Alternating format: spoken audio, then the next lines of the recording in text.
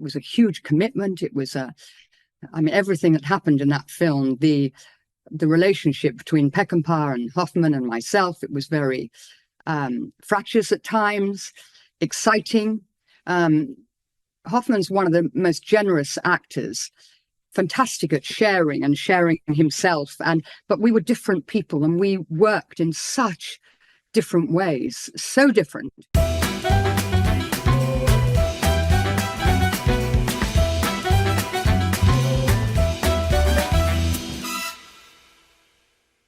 Hello again and welcome to the Dr. Hilary Show. Don't forget to subscribe to my YouTube channel for exclusive health insights, breaking medical news and practical wellness tips that you won't find anywhere else. That's my promise. Hit that subscribe button now and take the first step towards a healthier, happier you. It takes seconds and you won't regret it. Coming up, the British actress Susan George, famous for her standout roles in Straw Dogs and Mandingo. A household name in the 1970s, Susan went on to become a successful film producer and a passionate horse breeder. Plus, October has been Breast Cancer Awareness Month, an annual global campaign to increase awareness, promote early detection and raise money for research and treatment. I'll be joined by Helen Addis, who was diagnosed in 2018 and launched the Change and Check campaign. Claire Rowney, CEO of Breast Cancer Now, and Dr. Cliona Kirwan, a consultant oncoplastic breast surgeon and professor of surgical trials. That's all on the way. But first, I want to talk to you about this new government 10-year health plan to save the NHS and reform it. And I was very interested by some of their ideas, full of promising words, but very short on detail, I thought. Look, we have waiting lists that are at an all-time high. Millions of patients waiting for hospital appointments. We have mental health services which are on their knees, especially for children and young adults. We have higher cancer mortality rates compared to similar European nations. We have waiting lists in A&E that are just becoming unmanageable. We have increasing numbers of people with multiple long-term illnesses. The challenges are enormous. We know that. So how do we fix it? I'm not so sure that the three main parts of this 10-year plan are really going to be terribly effective. First of all, they want to move care away from hospitals and back into the community. Now, that's very commendable. We should already have community centres. We call them GP surgeries. We used to have cottage hospitals, which played a really important role in communities, but they got rid of those. So where are these neighbourhood health centres coming from? Are they going to be new buildings? In which case, what's the cost? In which case, who's going to staff them?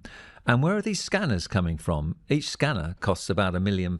So I'm concerned that there won't be enough investment to have these neighbourhood health centres outside of GP surgeries.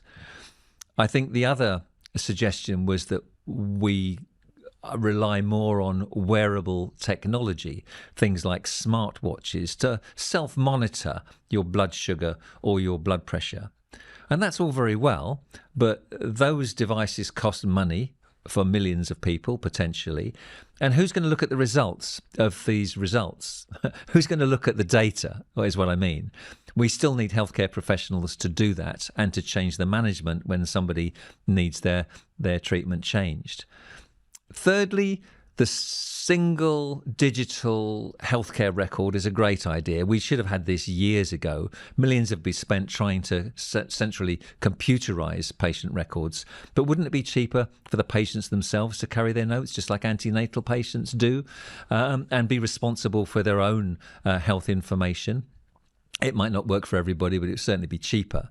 It is a good idea in practice for people to know about their medical history, what treatment they're on, so that wherever they are seen by whoever, those healthcare professionals can see very quickly where they are with that one patient, and that avoids a lot of duplication. So my questions are, who's going to staff these healthcare centres? Where's the equipment coming from? Where are the buildings coming from? And just remember, it does take 10 years to train a GP from scratch. So if the government really want to change the NHS, they're going to have to start today and get a move on, rather than waiting to talk to the population in a conversation about what patients feel they need. Anyway, that's my take on it. Still to come. I've been touched so much by cancer and other people, their lives, and the tragedy of my beautiful Simon. Losing him was quite the most devastating thing that's ever happened in my life, nor ever will again. And I kind of think that whatever happens in life now, it can never be as bad as that time was in 2010. Ironically, you talked to me today, and today is the day I lost Simon, in 2010. I'll be talking to Susan George.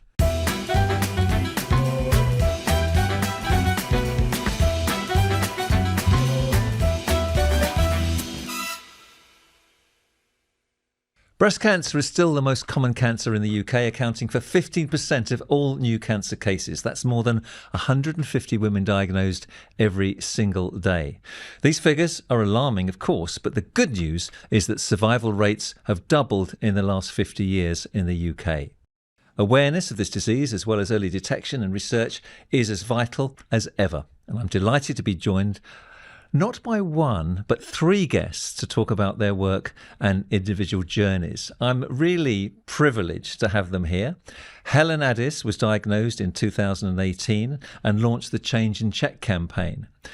Claire Rowney, CEO of Breast Cancer Now, and Dr. Cliona Kirwan, a consultant oncoplastic breast surgeon and professor of surgical trials. Now, these three women certainly know what they're talking about. They are all experts in their field. And I don't know who to start with. We're going to start with you, Claire. You're at Breast Cancer Now. Tell me a little bit about your mission and the kind of work that you're doing.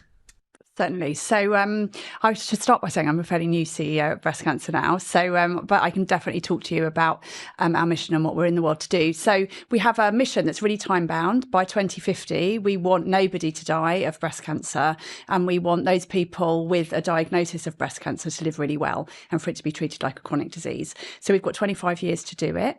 And as you mentioned, there is lots and lots of progress that's already been made in terms of survival rates and so on, but it actually still remains the biggest cancer killer of women. So we've got a fair way to go to make sure that we reach that 2050 goal. So one of the great things about Breast Cancer Now, I think, is that kind of clarity of what we're in the world to do. So yeah, that's what I'm here to do, which is very exciting. And what kind of people are reaching out to you? How do you engage with them? So we tend to hear most from people who are newly diagnosed with breast cancer. And you'll know, I'm sure, and Helen certainly will, that when people hear for the first time the words "you've got breast cancer," that's probably all they hear. And days and weeks afterwards will be filled with lots and lots of questions that they might not necessarily be able to find the answers to. So we have a helpline that's there and is dedicated to supporting those people all the way through their treatment and beyond. So we also help people kind of at the other end of a diagnosis and treatment path, because one of the other things that we've found is that actually, when all of the treatment stops and when those daily or weekly appointments finish, people often feel quite lost and worried, and there's a fear of recurrence and so on. So we're there for them as well. And then there's another sort of whole area of our work, which is research. So in order to stop people dying of cancer in the future, we spend quite a lot of money and quite a lot of our resources on scientific research to look at new treatment paths, but also why cancers grow, why they spread. There's a particular area called dormancy. So when cancer cells kind of go to sleep, and they can go to sleep for quite a long time, and then a cancer recurrence can happen 10 or 15 years after a primary cancer experience. So looking at those as well. Well, you talk there about treatments and research, and we'll be talking to Cliona over there in Switzerland in just a moment about those. But you also mentioned the fact that when women first hear those words of the diagnosis of breast cancer, obviously there are huge implications. And Helen, you heard those words. So tell me, what was it like for you when you first heard that diagnosis? What went through your mind at that moment? Well, it was complete shock because I was 39 when I found my symptom, and I don't have any family history of cancer, let alone breast cancer. I was very active, fit and well, didn't exercise, didn't drink that much. And yeah, so when I found my lump, I thought, it's going to be hormonal. But I went to see my GP, who agreed it's likely to be hormonal. You don't really tick any of the boxes. Well, 9 out of 10 That's right, lumps are going to be benign. So 2 weeks later, I was in front of the breast consultant, and in those 2 weeks, another 4 lumps appeared. So I just thought, jackpot, that's not going to be cancer, because cancer doesn't do that. And I had a mammogram, a biopsy, and a ultrasound in one appointment. And then 3 days later, I was back in front of that same consultant being told the sentence I never, ever, ever thought would come my way. And that is, you've got grade 3 invasive breast cancer. And it just absolutely floored me, because I just did not see it coming my way at all. Were you alone when you heard those words? So my husband came with me, and I remember sitting there, and his body just like this, it just winded him completely, and he lost it. And I just sat bolt upright and said, right, what are we doing? What needs to happen? And that's very much how I felt, because I don't just have a husband, I've got 3 small children, 5, 7 and 9, that need me to be getting them to the school gates every day. And, life had to keep going. So as Claire said, it was just a really tricky time. Well, I know you've been incredibly brave, and you've channeled that bravery and that passion about this disease into such positive things. You've been responsible for Change and Check, which has transformed the lives of hundreds of women, let's face it. I mean, I know that 100 women at least have been diagnosed early because of you and your campaign, and thousands of others have been reassured by having screening. But here's the thing, we know that a lot of women aren't taking up the offer of screening, and that must shock you. It's much, much lower, actually, than I think people might imagine. So, and the screening rates are going down. So you'll know that every 3 years you'll be called, once you're 50, to go for a screening appointment. And that's even if you don't have a lump and you're not worried, it's a really good idea to go and get it checked out, because we know that during that period between 50 and 70, you're most likely to get breast cancer if you're going to. And 1 in 7 women do, which is why it's a national screening campaign. But what we've seen is a drop-off in rates of people going to their screening, and also a really low number of people, so just around 50% of people who are newly called, so those women between the ages of 50 and 53 attending their first screening appointment as well. So that's really worrying. So one of the things that we want at Breast Cancer Now is to really help and educate people around what's involved in a screening, because it's not an invasive procedure. There's nothing to be worried about. There are all sorts of things that can be done for women of particular religions or beliefs who don't necessarily want to expose themselves, quite often have female radiographers and so on, but just really encouraging people to take some of that fear away from it. And to understand that 9 times out of 10, anything that is found will be benign, but it's really, really important that those investigations happen, because survival rates are so much higher if any cancer, but particularly breast cancer, is caught early. Absolutely. Now, we'll come back to more on this. I want to include Cliona now. She's been very patient down the line there in Switzerland. I would imagine that part of the fears that women have in the early stages, and perhaps not coming for screening, is fear of the unknown, fear of treatments, fear of the surgery that might be involved and the repercussions of that. After all, this is all wrapped up in a woman's emotional feelings and their sexual feelings.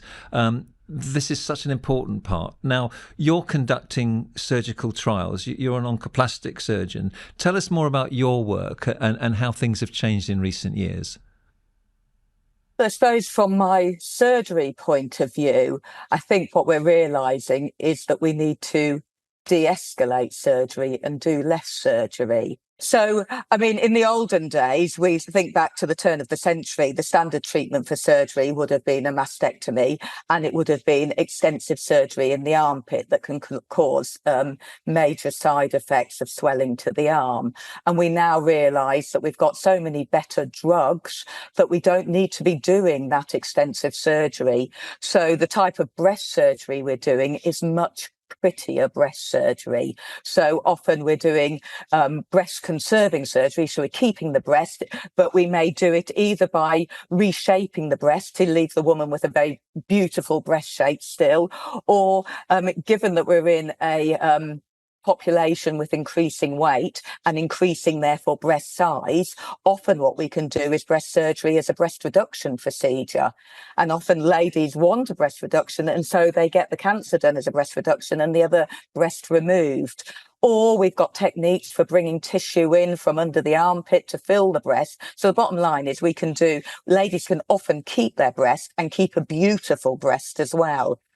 And then if ladies do need a mastectomy, and the vast majority of women do not need to lose their breast, but the occasional lady that does need to lose her breast, we can reconstruct the breast if the lady wants.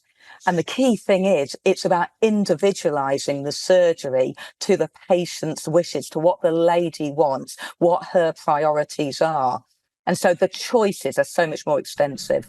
I was just about to ask you about choice. It's so important because every woman is different. I mean, I know, for example, that some women will refuse to have treatment because they don't want to lose their hair if they're having chemotherapy. And I remember, who was the wonderful hairdresser that set up a haircutting? Trevor Sorby, the wonderful Trevor Sorby. He was able to allow women to go and choose a wig that he would cut bespoke for them, which made them say, okay, now I'm ready for chemotherapy. So these small things, even those small things are important in patient choice. And now they have choice about surgery. And the order of chemotherapy, radiotherapy, surgery, that's being looked at as well in your trials, aren't they? Yes. I mean, we've evolved a lot. It always was standard to do surgery first. Now sometimes we do drug treatment before surgery, and that may be because we think there's a survival benefit if we get the drugs into the patient quickly, but it may also be because it allows us to shrink the cancer and therefore do less surgery. So by changing the order, you open up other options, like someone who would have needed a mastectomy because the tumour's taking up too much of their breast. The cancer may actually virtually disappear or even completely disappear with chemotherapy, and then the surgery we do is much less. Interesting. Don't go away. Thank you for that. We've been talking about these treatments and these options. People must ask you about the drugs that are available, the modern drugs, and Enhertu is the big talking point at the moment. Enhertu, I know you've been campaigning, Helen, for this to be available on the NHS in England. It's available in Scotland. It's available in many other European countries and countries elsewhere, but not in England. Your campaign is passionately asking NICE to reconsider. Tell me more. So 31 women die every single day to secondary breast cancer. And unfortunately, until we find a cure, we have some drugs on offer to secondary breast cancer patients that basically keep there's on average about 7 lines of treatment that are available to help prolong their life. They go on the first line of treatment and they're on that until they have cancer progression, and then they move on to the next, and then they move on to the next. Enhertu is and received a standing ovation at the World Oncology Conference because it has been through clinical trials and has been proven to be what they're calling a game-changing drug. And it has been allowed in 19 European countries, including Scotland, but England, Wales, and Northern Ireland, we haven't got access to this drug, specifically for the HER2 low indication of breast cancer. There's no other word for it. It just doesn't seem fair. Roughly how many women are we talking about? It's about 1,000 a year. Okay. And this is a life-prolonging medication Yeah. For relatively young women with families Yeah. Who have everything to live for. Absolutely. And, every month of life has to be worth something. Of course. And being told, no, our system says no. I know you've got some high-powered meetings set up in the very near future. Where do you stand on this, Claire, on Enhertu? So at Breast Cancer Now, we're very committed to bringing together all of the parties that have made this decision. So NICE have changed the way they decide what drugs will be prescribed within the NHS.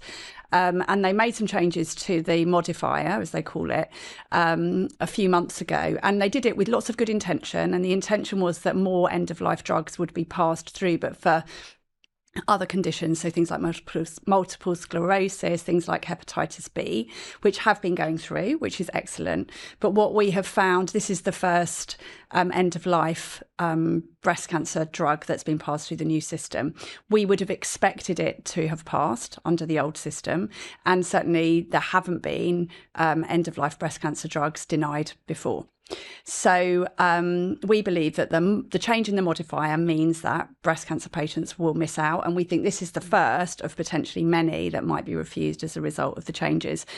So we have called on NHS England, on NICE and on ministers to kind of put their heads together and make some compassionate decisions about these women who right now would really benefit from these drugs. And we are going to see West Streeting. So Helen and I will be meeting West Streeting later this week to talk about that. I've talked to over 200 MPs last week about this in Parliament. So it's not a lack of caring, but at the moment what it is a lack of pragmatic, compassionate decision making, which is really what's required for these women. And we think it will probably extend everyone's life who's on it by about 6 months, which might not sound like a lot, but it is 6 months of young women with their families, often in work, vibrant, dynamic, exciting people who are kind of contributing to society. But also, one of the brilliant things about drug development across the world at the moment is breakthroughs are coming through all the time. So if we can keep these women alive for another 6 months, another treatment path might have opened up by then. And so on it will go.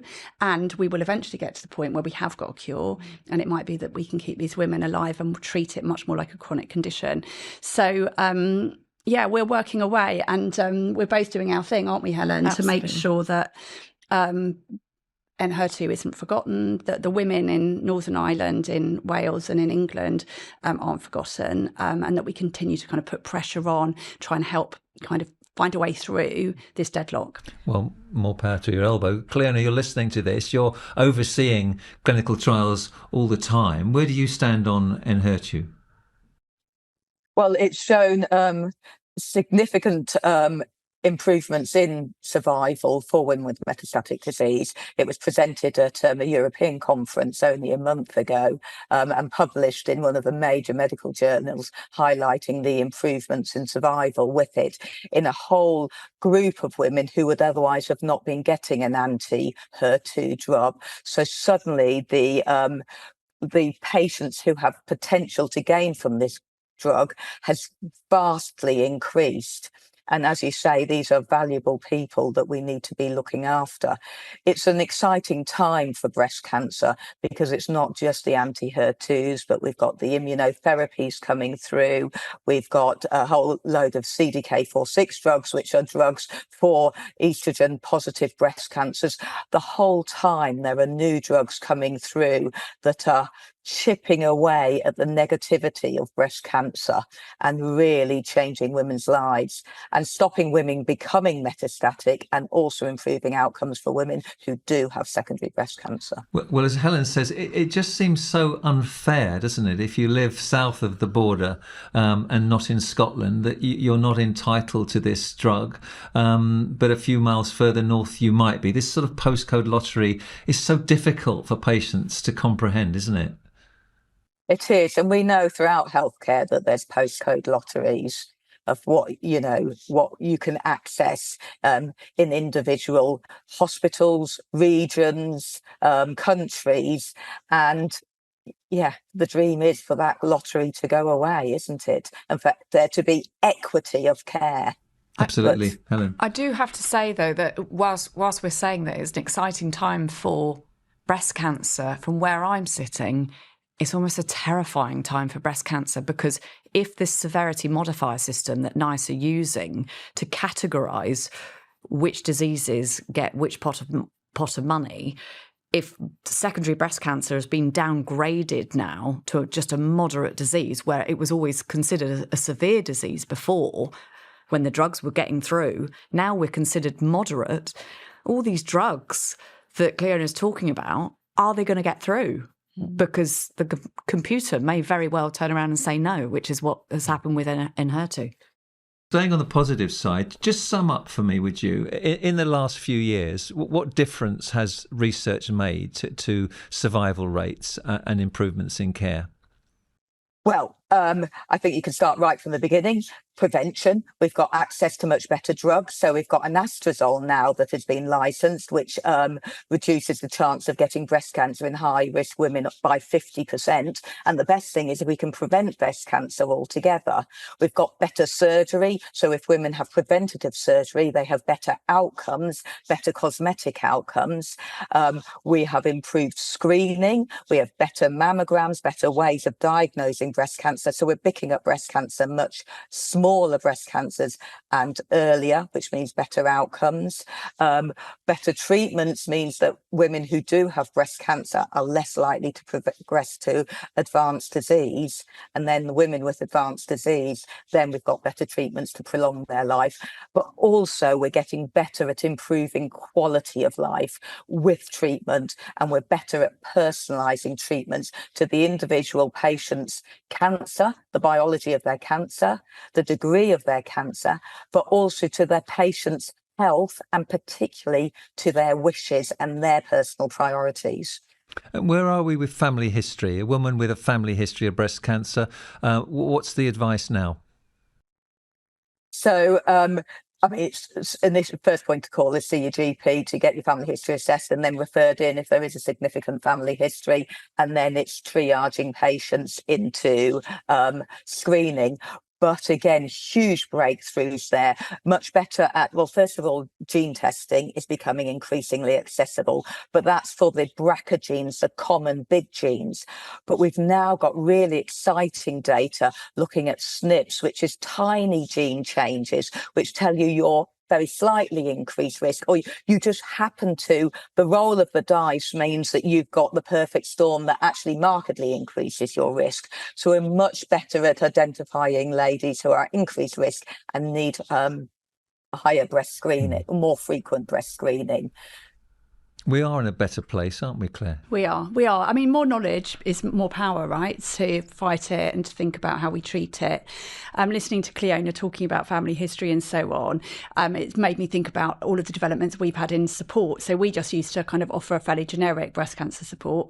Now we have a family history specialist, we have a young person's specialist, we have a secondary breast cancer specialist. So people can access more information, more support, more relevant things for them. So, I run an organisation where we spend a lot of money on research, and I'm really pleased that Cliona could reel off, such a big number of things that have improved, and that's fantastic. But also one of the things I sort of hold in my hand is still the biggest cancer killer of women. The treatments are better, but they're brutal. I've got a sister going through breast cancer treatment at the moment. Chemotherapy is tough. Radiotherapy is tough. These are not good treatments. They do change your life. They disrupt your life for a long period of time. more women are surviving. That's fantastic, but we're not there yet. And when we have issues like Enhertu, when people can't access these life-changing and life-extending drugs, that means we've got more work to do. So there's a great history and a great story and a great legacy, but we've kind of got to keep going, haven't we? Well, we're all singing from the same hymn sheet. And talking of singing, Helen, you have produced a choir, members all of whom have been diagnosed and survived with breast cancer, living with breast cancer. And you are, I believe, #1 in the charts. We are. I literally can't believe it. Yeah. So we created a choir with the Change and Check women. So these are women that have come forward to say that the campaign has helped them find their breast cancer early. And each year, each October for Breast Cancer Awareness Month, I try and do something a bit noisy to spread the awareness even further. So we've climbed the O2 because it looks like a massive boob. Yeah. We've gone up in a hot air bespoke boobloon across Bristol. Appropriate place. Appropriate. We stopped by at Bristol Titties as well. And then I thought, well, what about music? Because music is just brings people together. So last year we released a song called Golden with Joss Stone. And we got to #1 then. And then this year we released Love Is All Around with Marty Pellow. And we smashed it and got to #1 in the download charts. Well, if that doesn't raise awareness, I don't know what will. What do we still need to happen? How do we improve things further, Claire? How do we get women to engage and go for screening and not be frightened? Well, I think it's all about kind of awareness and talking about it. So actually, I mean, taking it back to the most simple thing, the self-checking is so important, and women getting to know their own breasts and not being intimidated by checking their own breasts and knowing there isn't a right way or a wrong way to do it. It's just kind of getting to know your body and advocating for yourself and thinking, well, if this doesn't feel right, I need to speak to somebody about it. So I think that's something that some women are brilliant at, and we're all busy and we all forget about it sometimes, and then things drift, don't they? So I think, one thing would be brilliant if we could change is everyone just thinking about themselves a little bit more when it comes to breast health and, of course, other health. And knowing you're normal, isn't it? Exactly right, exactly. Talking to you at the forefront of research, and to you, Claire and Helen, what comes across is there is so much empathy and help out there in a very user-friendly way. Women no longer need to feel frightened of breast cancer and discovering something. There is so much more available today than there ever has been, and we still have a journey to make, but we're getting there. I think there's a lot of information there, and I do hope this will help all women in Global Breast Awareness Month. Thank you. Thank you. Thank you. Well, thank you all for joining me. Helen Addis, Claire Rowney, CEO of Breast Cancer Now, and Dr. Cliona Kirwan. For more information and links with advice and help, check the show notes or go to drhillaryjones.com.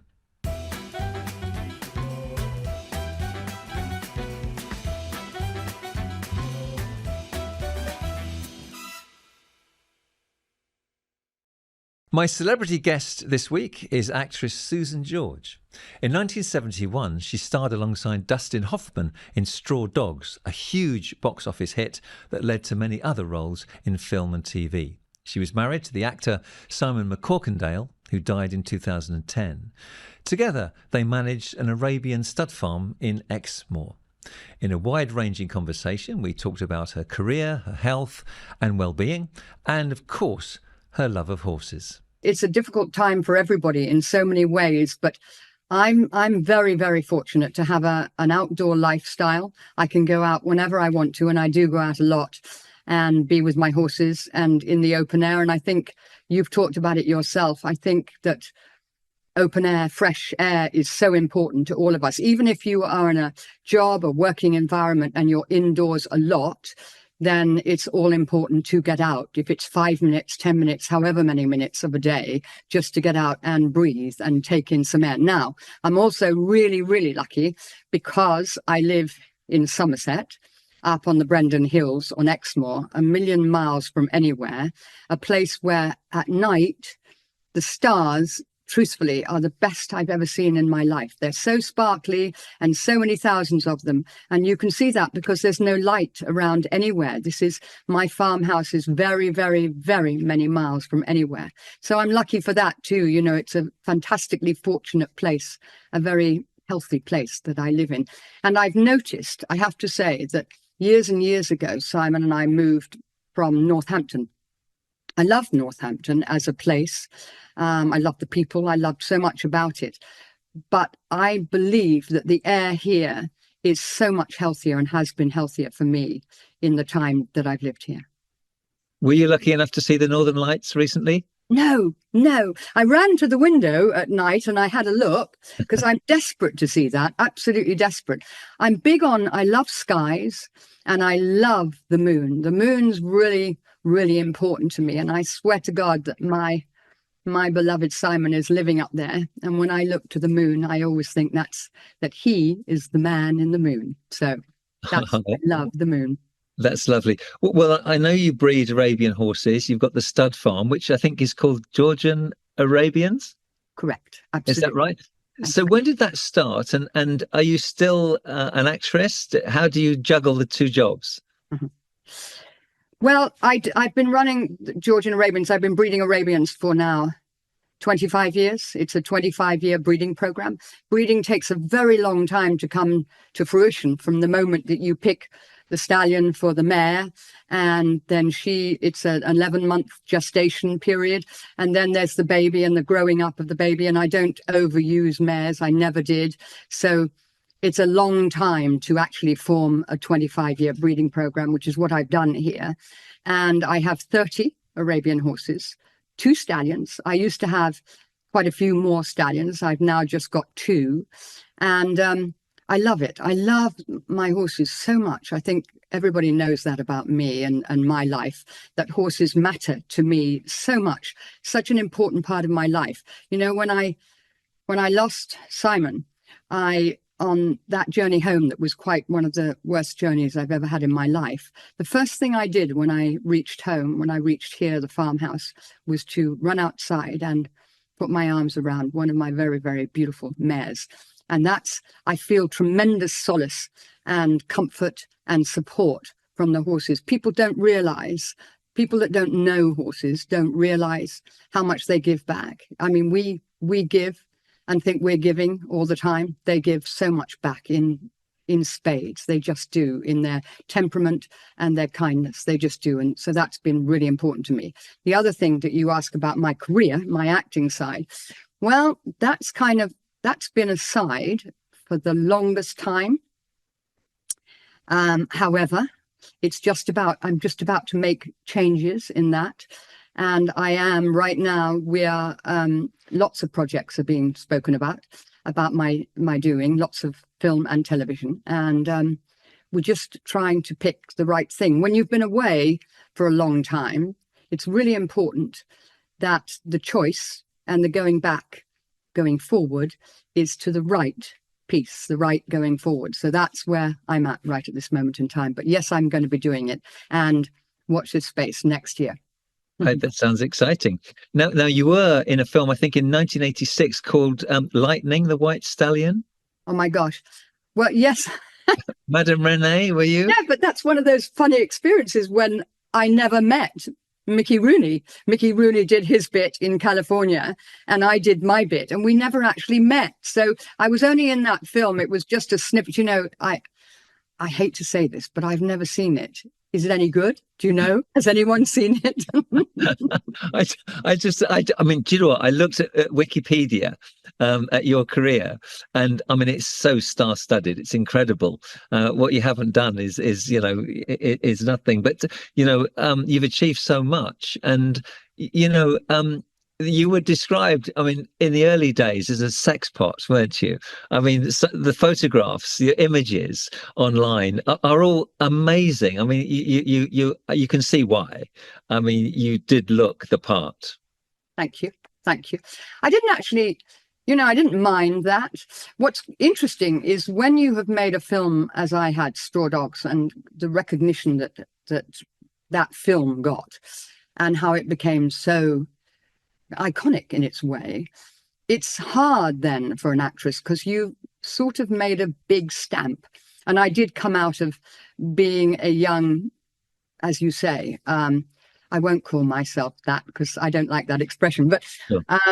I knew what I knew what I was, and I knew what I gave to the camera, and that the camera really liked me, and so I understood all of that. But when you make a film like Straw Dogs, and that's so special, and that role was so powerful, it's the first thing you think, or the first thing I thought as an actress, which is absolutely insane when I look back, is I never want to do that again. I want to do something completely different. And indeed, I chose a very tiny Western in Almeria to shoot right after I came out of Straw Dogs. I was 21 years of age, which is also hard for me to believe, but I was. Had my 21st birthday right after we stopped shooting. And my next choice was this little tiny Western called Sonny and Jed, which we made in Almeria. And it was it was a shoestring production. I was back in a little tiny, from all this glamour and glitz and caravans and all the things that I had given, I was back in a tiny little caravan with my my stand-in who had worked with me for a long time, and she was there with me. We were in this ridiculously poor circumstances, but I didn't mind at all because I loved what the part was. And the part indeed was a girl who wanted to be a boy. And so the story is so juxtaposed to what I had just come off in Straw Dogs. It was completely the other way.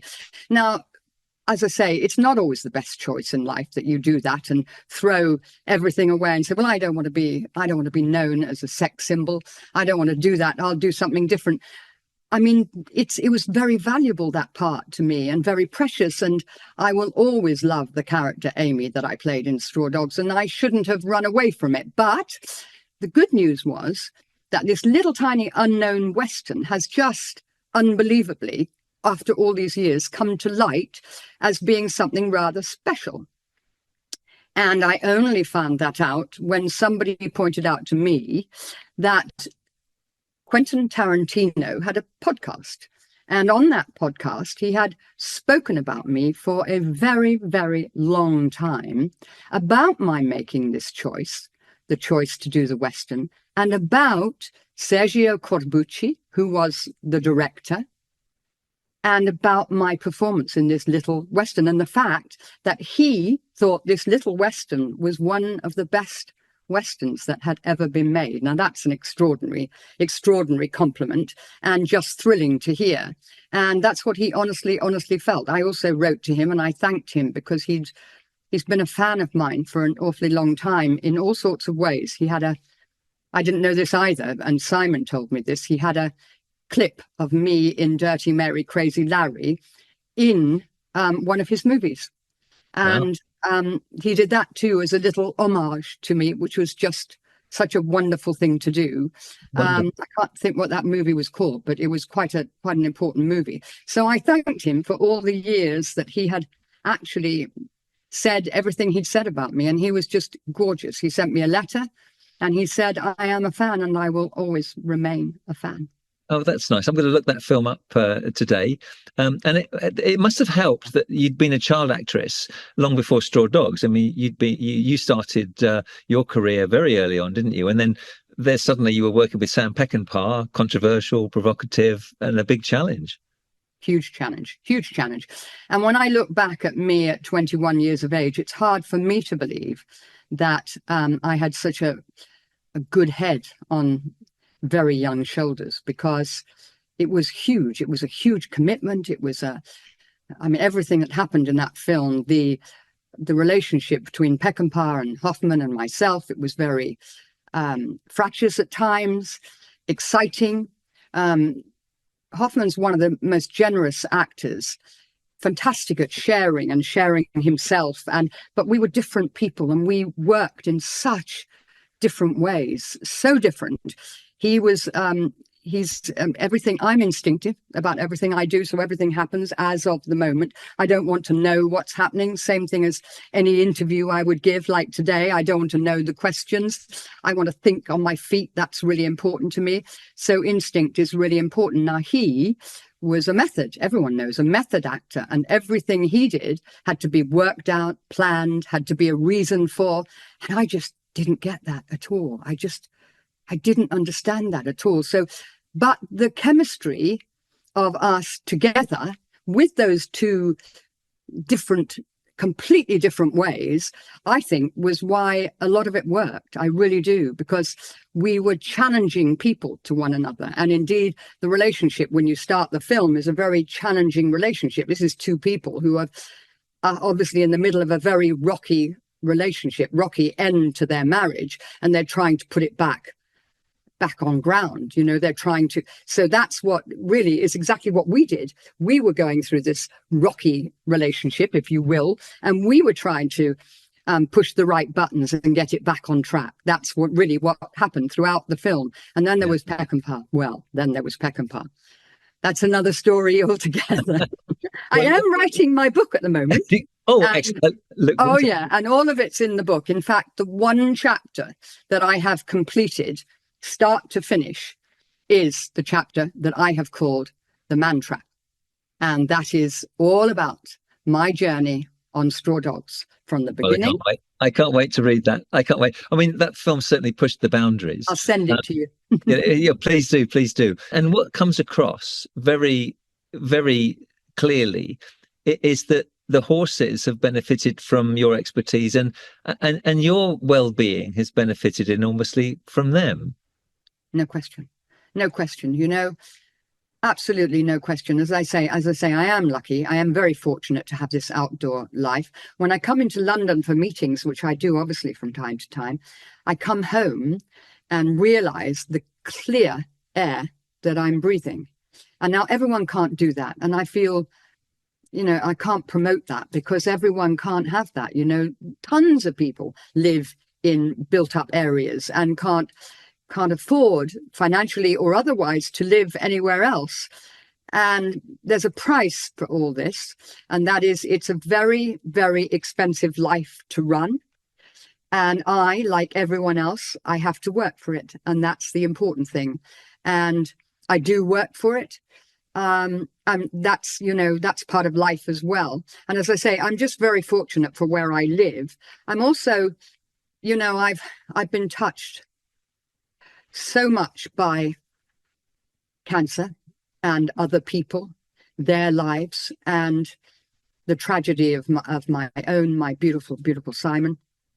Losing him was quite the most devastating thing that's ever happened in my life, nor ever will again. And I kind of think that whatever happens in life now, it can never be as bad as that time was in 2010. Ironically, you talked to me today, and today is the day I lost Simon in 2010. This was the day. I woke up this morning and realized it first thing this morning. And I did a little Instagram just to be a tribute to him. Martha, you can't really come into this podcast. I'm so sorry. I have my dog. Very welcome. Martha, do you want to say hello? Martha? Martha, you have to jump up. Obviously not an Arabian horse. No. Now, tell me about your own health journey. Are you a healthy person? How do you keep yourself fit and well? I do yoga. I really believe in yoga. All those years ago, I started yoga 35 years ago, more. And I always thought yoga was a sort of like lots of people do yoga. This is yoga, chanting and all the things people did. I'll just turn. No, it's my dog. I'm so sorry. Can I take 2 seconds and put my dog outside? Seconds, of course. Right? I'll fill in. Right back. I'll talk about sun salutation and the importance of that, and doing the yoga for the spiritual well-being as well as the physical well-being. This is something that I've adopted as well as Pilates. And it certainly helped my lower back pain. I've just been talking there, Susie, about Pilates as well as yoga. Yeah, great for you. In the past, I had lower back pain because I used to do years and years of rowing competitively, and after having an annual epidural to bathe the nerves that were inflamed, I started doing Pilates with my wife. And do you know what? I haven't had a single epidural since. It's strengthened my core.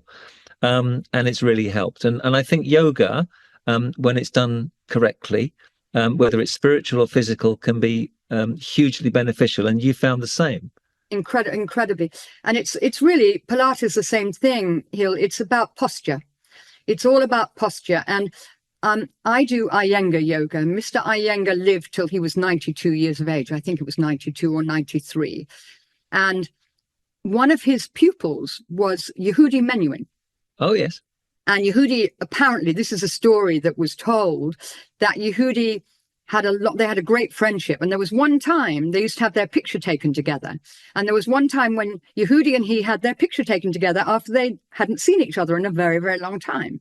And apparently, Mr. Iyengar said to Yehudi, "You haven't been doing your yoga." And he said, "How do you know that?" He said, "Because you're at least an inch shorter than you were last time we had a photograph taken." So that just, it's about when you get older in life, you can get smaller and shorter.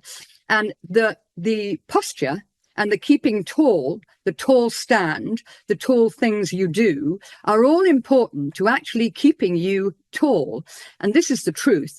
I was just quarter of an inch smaller than when I started doing yoga. And that's how much you can actually, and as I say, it goes back to posture. It's about the core, as you say, working with your stomach muscles, working with the heart, the openness, open the heart by certain stretches that you do, opening wide.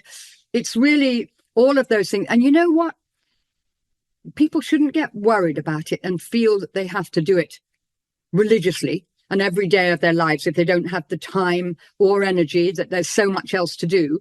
I would love to say that I did my yoga practice every day of my life. Well, I don't.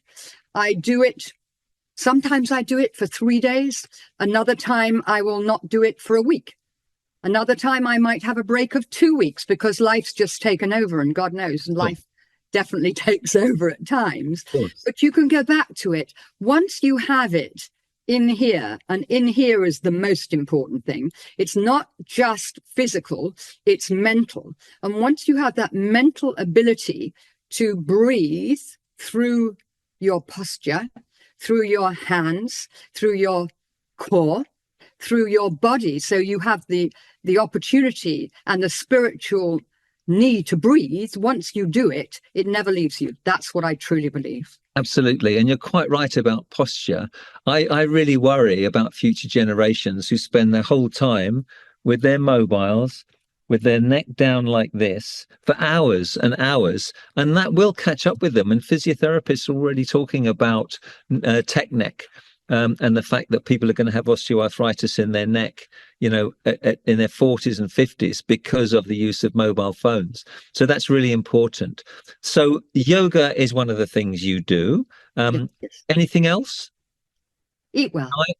I eat well. I try to eat well. I try to eat healthily. I just try. And when I think about eating, it's quite difficult because I live alone. Entirely alone. So I cook for myself. I have dinner with myself. I often put television on when I'm having supper because it puts company in front of me, and therefore it makes sure I don't rush. Rushing food is a really important thing, and it's an important thing to talk about, really. It's boring, but you should actually masticate many, many, many, many, many times before you swallow. It's an important thing. It's an important thing for all of us. And I used to go over and over and over that with Simon when when Simon became poorly. We tried everything, absolutely everything that we could. And diet was a really, really important part of it. Really important. And the chewing element, I used to remind him all the time of how we did a macrobiotic diet. We did a macrobiotic diet, which worked wonderfully for him, but I lost an incredible amount of weight on it, which I couldn't afford to do. So it doesn't work for everybody.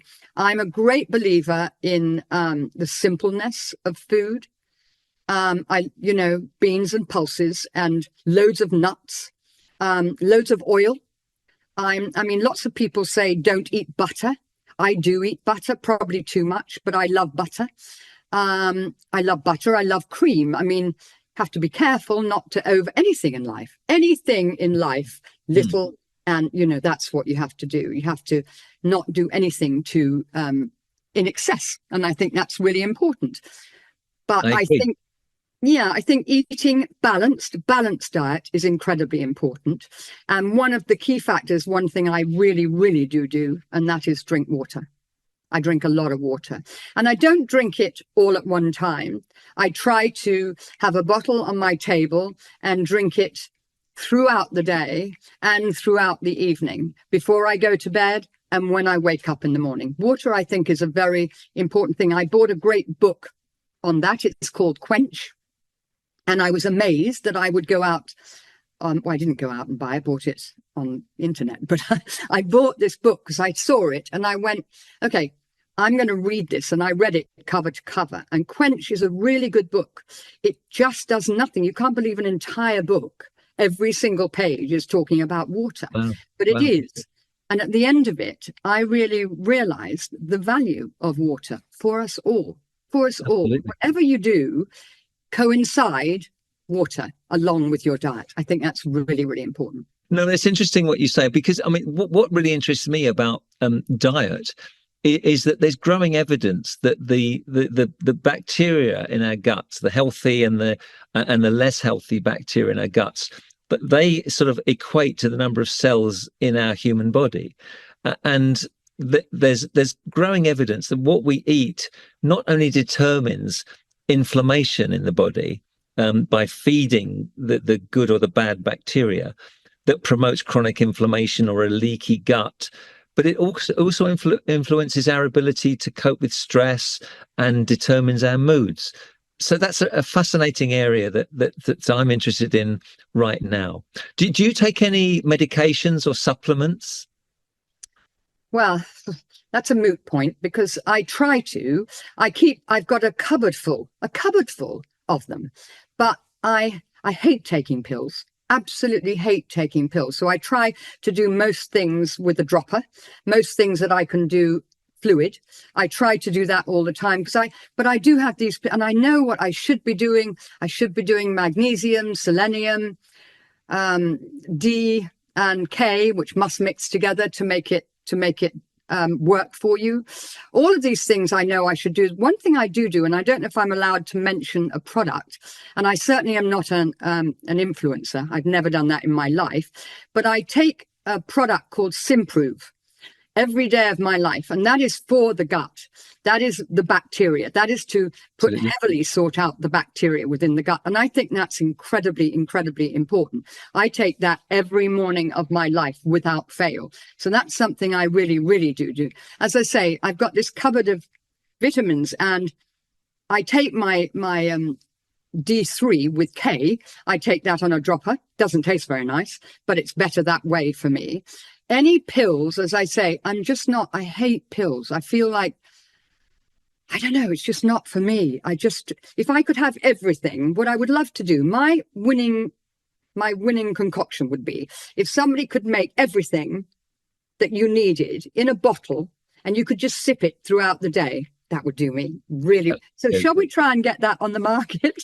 Let's do that. We'll patent that, and that would be nice, wouldn't it? I'll put it out there. Have you had any major challenges medically in your life? Any operations, emergencies, injuries? My tonsils out when I was 24 years of age, which was quite unpleasant when you're which I remember that I'm being told, well, you're having them out and you're at an older time in life. Well, 24 doesn't seem that old to me now, but I did have my tonsils out. That was quite a procedure in those days. I had that done in California. I've had quite a few accidents here, which I talk about in my book, Horse Accidents, quite a few. And I'm quite smart about that now because I work with all my horses from the ground.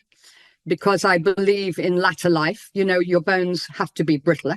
They can't be so, you've got to be careful about what you do. And I can't afford, God knows, if I was to have, touch wood, I touch my desk wood, if I was to have a horse accident, fall from a horse now, I've bounced back so many times. So luckily, many, many, many times. And I don't feel that that's something I should challenge right now. I feel that I've done those days, and now working from the ground is just as pleasurable, if not more so, because I'm getting to feedback from the horse, feedback to me. I do join up, which everyone knows about, where I get my beautiful mare to follow me around the arena, to listen to me.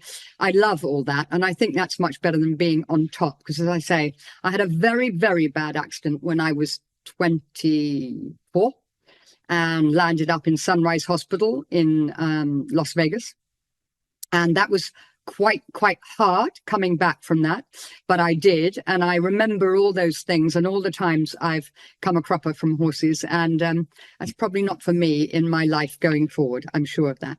Well, I remember my friend and colleague Lorraine Kelly had an accident on a horse on TV, on a TV program, and she had a horrible gash on her thigh and lost several pints of blood, and it was really quite nasty. So it's a sport that that is so elegant and beautiful, and yet it's pretty dangerous. And we talk about injuries on the rugby field or in the boxing ring, but actually horse riding is pretty dangerous, isn't it? It's a sport, as you say, and you're up high, and it's a long way down to the ground. And as much as you feel that you're completely in control, and I've been in control all the years I've been riding and loved it passionately, but there, you can come up against, on horseback, you can see a Pentachnicon truck coming up the road, and the horse that you're riding doesn't flinch, and then a feather in the road that you don't see, but they do. Suddenly a leap to the right, and you're not quite with it, and your leap is to the left. It's quite frightening what can happen. Wow. And I think it's a sport for up to a certain age, and perhaps after that it's better, as I say, from the ground. Just as much fun, I swear it is. I mean, absolutely, I can see that. And so, Susie, what's next for you? What's the plan for the next few years? I want more adventure. I'm ready to go out there and seek more adventure. When I did a series called The Real Marigold Hotel that took me to India 5 years ago, it kind of turned things for me spiritually. Not spiritually because India was India and what an amazing place it is to visit, to go to. I want to go back. It wasn't spiritually to do with India. It was spiritually to do with myself. When I lost Simon, I felt that my spirit definitely, I know my spirit left with him. And when I went to India, maybe that was the reason I went, because I had no idea why I had done this, because it was so out of my comfort zone. It was ridiculous. But I went. And when I came back, not immediately, but within the next year, I realized that when I laughed again from here. And that's something I hadn't done for a long time.